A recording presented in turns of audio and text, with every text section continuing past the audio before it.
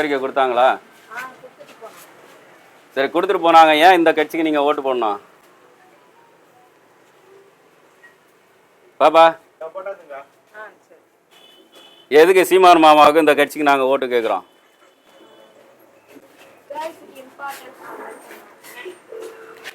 பெண்களுக்கு வந்து பாதிக்கு பாதி 234 117க்கு வந்து இடம் கொடுக்குறாரு இல்லையா? அது எல்லாத்தையும் தாண்டி பெண்களுடைய பாதுகாப்பு, தமிழ்நாட்டினுடைய ஒரு குழந்தை தானே. நீங்கள் ஏன் டாக்டர் ஆகிறதுக்கு அம்மா காசு செலவு பண்ணணும்? அது அரசாங்கத்தினுடைய கடமை இல்லையா? அரசாங்கம் தானே உங்களை படிக்க வைக்கணும். நீங்கள் படிக்கிறது மட்டும்தான் உங்கள் வேலை. சீமான் அண்ணன் நாம் தமிழர் கட்சி ஆட்சிக்கு வந்ததுன்னா நீங்கள் மருத்துவர் படிக்கணும்னா 1 ரூபா கூட வாங்க மாட்டோம்.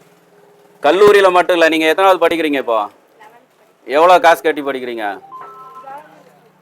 அரசு பள்ளியில் படிக்கிறீங்க. சிறப்பு, வாழ்த்துக்கள். அரசு பள்ளிக்கூடம் எப்படி இருக்குது? நல்லா கத்துறாங்களா? நல்லா சொல்லி தருவாங்க. கட்டணம் எல்லாம் நல்லா இருக்குதா? என்னைக்காவது நீங்க வந்து தனியார் பள்ளிக்கூடங்களை பார்த்துட்டு இந்த பள்ளிக்கூடம் மாதிரி ஏன் அரசாங்க பள்ளிக்கூடங்கள் இல்லைன்னு யோசிச்சிருக்கிறீங்களா? உங்க எந்த பள்ளிக்கூடம்? இங்க ஜிஹெச் பள்ளிக்கூடம். சரி, சிறப்பு. ஏன் வந்து மீதி பாதி பிள்ளைகள் வந்து அரசாங்க, நிறைய பிள்ளைகள் ஏன் தனியார் பள்ளிக்கூடங்களில் படிக்கிறாங்க?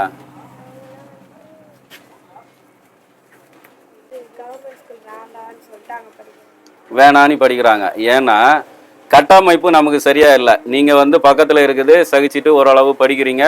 நல்லா நீங்க படிக்கிற பள்ளிக்கூடத்தை குறை சொல்லக்கூடாது. நானும் அரசு பள்ளியில் படிச்சுட்டு தான் வந்திருக்கேன். நானும் ஒரு பொறியாளர்.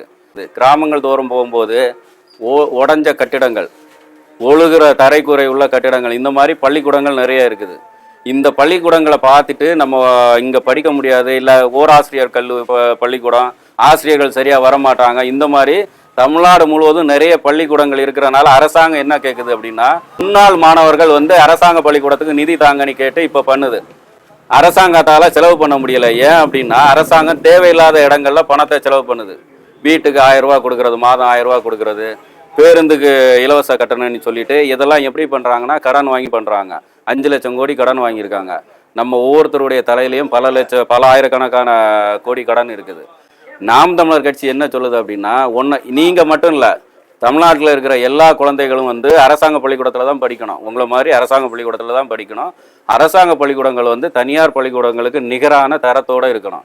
ஒரு குழந்தை 1வது வகுப்புலேருந்து ஆராய்ச்சி, நீங்கள் மருத்துவம் படித்து டாக்டர் ஆகி அதுக்கு மேற்படிப்பு படித்தா கூட அரசாங்கம் தான் உங்கள் அப்பா அம்மாவிட்ட இருந்து 1 ரூபா காசு வாங்காமல் அரசாங்கம் இது பண்ணணும். நீங்கள் வீட்டிலேருந்து கிளம்பி வரணும், படிச்சுட்டு பட்டத்தை வாங்கிட்டு வீட்டுக்கு வந்துட்டு நீங்கள் நாட்டுக்கு சேவை பண்ணணும், உங்களுக்கான இதையும் பார்க்கணும். குறிப்பாக ஆண்களுக்கு நிகர் பெண்கள் 117 இடங்கள் பெண்களுக்கு கொடுக்குது, 117 இடங்கள் ஆண்களுக்கு. எம்பி எலெக்ஷன் இருந்தாலும் சரி, எம்எல்ஏ எலெக்ஷனாக இருந்தாலும் சரி, சட்டமன்ற தேர்தலாக இருந்தாலும் சரி, பாராளுமன்ற தேர்தலாக இருந்தாலும் சரி, பெண்களுக்கு முக்கியத்துவம் கொடுக்குறோம். மற்ற எல்லா கட்சிகளும் கொடுக்காது. 50 விழுக்காடு பெண்களுக்கு முக்கியத்துவம் கொடுக்காது. நாம் தமிழர் கட்சியில் மட்டும்தான் பெண் விடுதலை இல்லையே மண் விடுதலை இல்லைங்கிற ஒரு முழக்கத்தை வச்சுட்டு, ஆணுக்கு பெண் நிகருங்கிற இதை வச்சுட்டு நாங்கள் களத்தில் நிற்கிறோம். குறிப்பாக ஓட்டுக்கு காசு கொடுக்க மாட்டோம். 36 லட்சம் பேர் எங்களை நம்பி வாக்கு செலுத்தியிருக்காங்க. யாரு கூடயும் கூட்டணி வைக்க மாட்டோம். சாதி சொல்லி ஓட்டு கேட்க மாட்டோம். மதம் சொல்லி ஓட்டு கேட்க மாட்டோம். நீங்கள் எல்லாம் எங்கள் சாதி எங்களுக்கு ஓட்டு போடுங்க, நீங்கள் எல்லாம் எங்கள் மதம் எங்களுக்கு ஓட்டு போடுங்க, அந்த மாதிரி மக்களை பிளவுபடுத்துகிற அரசியலும் பண்ண மாட்டோம். எப்போவுமே களத்தில் நேர்மையாக நின்று வாக்களிக்கிறோம். நான் உங்கள்கிட்ட சொல்கிறது உங்கள் அம்மாவுக்கும் சேர்த்தான் சொல்கிறேன், சரிங்களா? நீங்கள் படித்து மருத்துவராகி இந்த சமூகத்துக்கு சேவை செய்ய வாழ்த்துக்கள். நல்லா படிங்க. உங்களுடைய குறிக்கோளை விட்டுறாதுங்க. நீங்கள் அடுத்து நாங்கள் வரும்போது மருத்துவர் ஆகணும். இன்னும் 11 படிக்கிறீங்க, இன்னும் ஒரு 5 வருஷம் 2030 நீங்கள் மருத்துவர் ஆகிடுவீங்க. சரியா?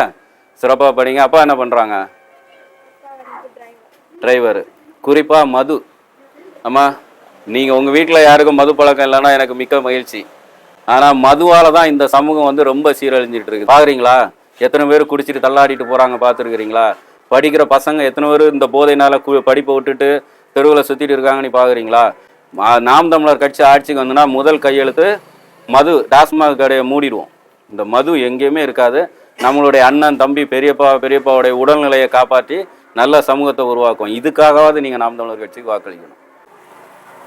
சரி, 15 வருஷமா மக்களுக்கான பிரச்சனைகளுக்காக களத்தில் நின்று விவசாயிகள் பிரச்சனை, மாணவர்கள் பிரச்சனை, ஆசிரியர்கள் பிரச்சனை, தூய்மை பணியாளர்கள் பிரச்சனை, இயற்கை வளங்கள் ஆற்று மணலை யாராவது திருடினாலோ ஏரி மணலை யாராவது திருடினாலோ மலைகளை யாராவது இது பண்ணாலோ இந்த பிரச்சனைகளுக்கு எல்லாமே போய் குரல் கொடுக்குற ஒரே கட்சி நாம் தமிழர் கட்சி. 2009 ஒரு 1.5 லட்சம் தமிழர்களை வந்து துள்ள துடிக்க கொலை பண்ணாங்கல்ல இலங்கையில். அப்போதான் வந்து நம்ம தமிழர்களுக்கு வந்து தமிழ்நாட்டில் வந்து கேட்குறதுக்கு நாதி இல்லை, நாங்கள் எல்லாம் உங்களை காப்பாற்றுவோன்னு சொன்ன திமுக அதிமுக வந்து எத்தனை லட்சம் தமிழர்கள் இறந்தாலும் கண்டும் காணாமல் தான் இருக்கும். இன்னும் 1 கோடி ஹிந்திக்காரன் தமிழ்நாட்டில் வந்து தமிழர்களுடைய வேலையை பறிச்சுக்கிட்டாலும் சரி, இல்லை இருக்கிற எல்லா இடத்துலையும் ஹிந்திக்காரர்கள் வந்து கடை வீதிகளெல்லாம் வாங்கி தொழில் நடத்தினாலும் சரி, இவங்க திருடுறதுல தான் குறியாக இருப்பாங்களே தவிர தமிழர்களை முன்னேற்ற மாட்டாங்கங்கிற ஒரு மனவேதனையில் தனியாக ஒரு கட்சி தொடங்கி ஜாதி மத பேதம் இல்லாமல் தமிழர்களுக்காக ஒரு கட்சி வேணும்னு 2009 தொடங்கி இன்னை வரைக்கும் யாரு கூடயும் கூட்டணி வைக்காமல் ஜாதி பதம் பார்க்காம ஒடுக்கப்பட்ட பிற்படுத்தப்பட்ட மக்களுக்காக நிற்கிற ஒரே கட்சி நாம் தமிழர் கட்சி தான்.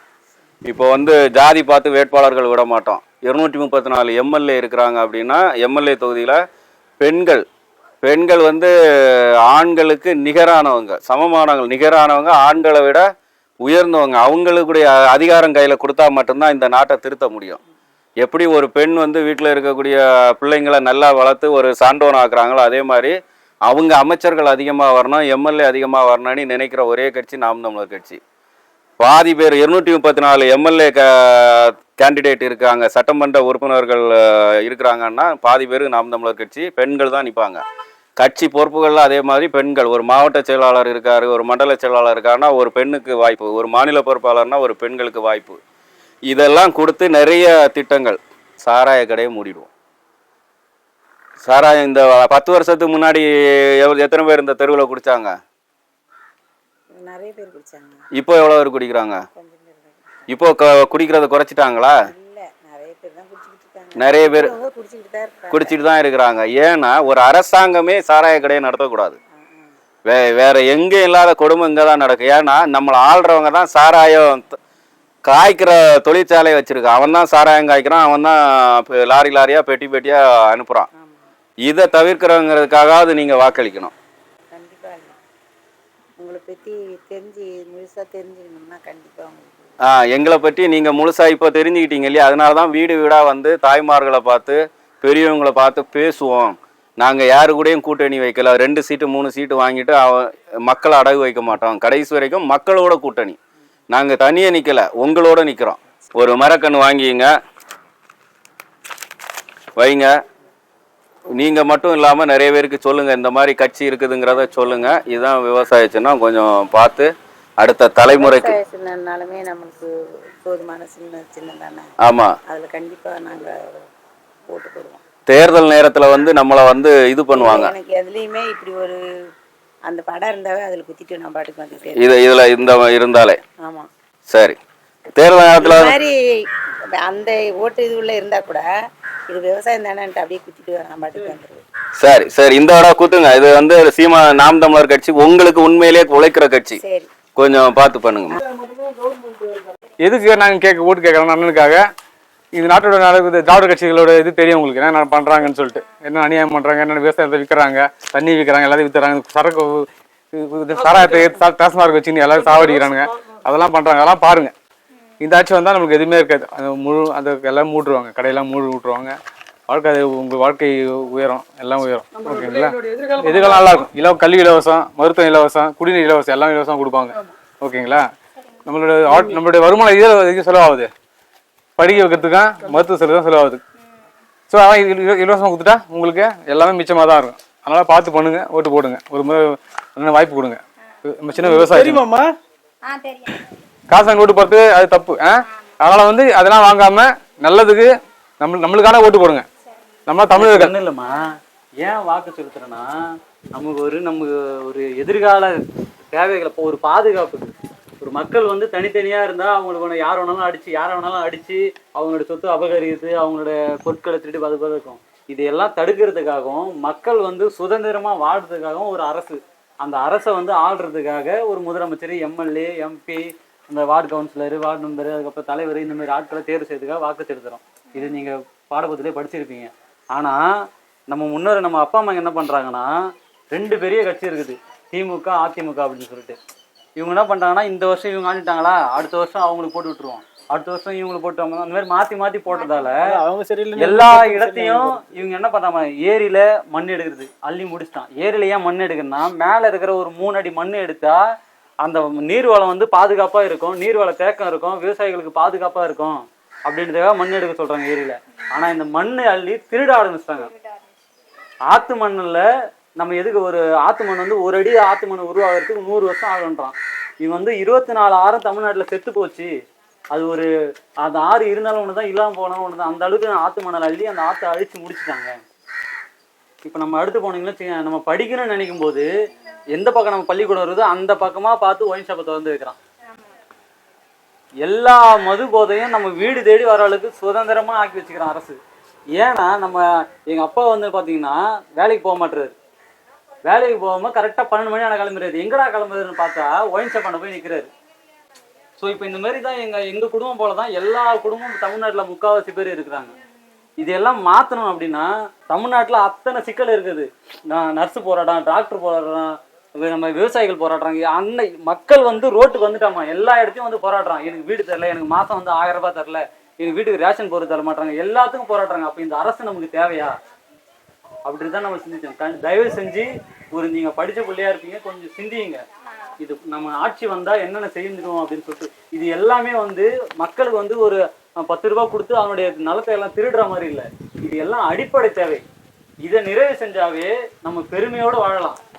மனசாட்சி சொல்லுமா, மானாந்தில இருக்கிற அரசு மருத்துவமனை தரமா இருக்குதா, கல்வி தரமா இருக்குதா? எதுவுமே இல்லை. நீ தயவு செஞ்சு சிந்திச்சு இந்த முறை உனக்கு ஓட்டு வந்தாலும் சரி வரலனாலும் சரி, வீட்டில் இருக்கிற அப்பா அம்மா அண்ணன் தம்பி யார் இருந்தாலும் சரி, இந்த ஆட்சியெல்லாம் தூக்கி இந்த குப்பையெல்லாம் தூக்கி ஓரம் கட்டிட்டு, எப்படி நம்ம வீட்டுக்கு முன்னாடி குப்பை இருந்தால் நமக்கு பிடிக்காது, அதே மாதிரி தான் இந்த தமிழ்நாட்டில் மற்ற கட்சியெல்லாம் இந்த குப்பை கட்சி திருடுறான், ஊழல் பண்ணுறான், பொய் சொல்கிறான், அத்தனையும் செஞ்சுட்டான். மறுபடியும் மக்கள் அவனுக்கே தான் ஓட்டு போடுறாங்க. இந்த முறை ஒரு மாற்றம் வரணும் அப்படின்னு சொல்லிட்டு உறுதியோட ஓட்டு போடு. நாம் தமிழர் கட்சி விவசாயத்திற்கு போடுங்க. உன் நண்பர்கள்கிட்டையும் சொல்லு, ஒரு மாற்றம் கண்டிப்பாக வருமா? சரிம்மா, நல்லதும்.